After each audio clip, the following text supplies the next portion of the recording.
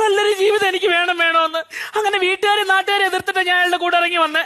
പക്ഷെ എനിക്ക് ഇനി അയാളുടെ കൂടെ ജീവിക്കാൻ പറ്റത്തില്ല. ഞാൻ നിങ്ങൾ മുമ്പാകെ പറയുക.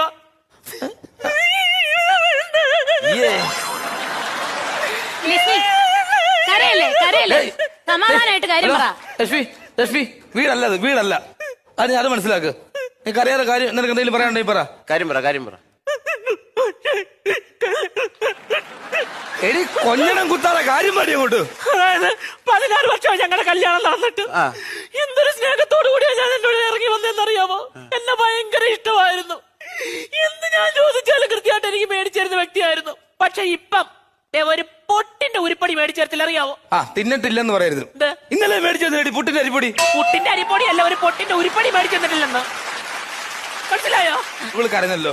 ഇവള് കരഞ്ഞു. ഞാൻ അടിക്കുന്നു എല്ലാരും പറഞ്ഞു. എന്തുകൊണ്ട് അടിക്കുന്നു?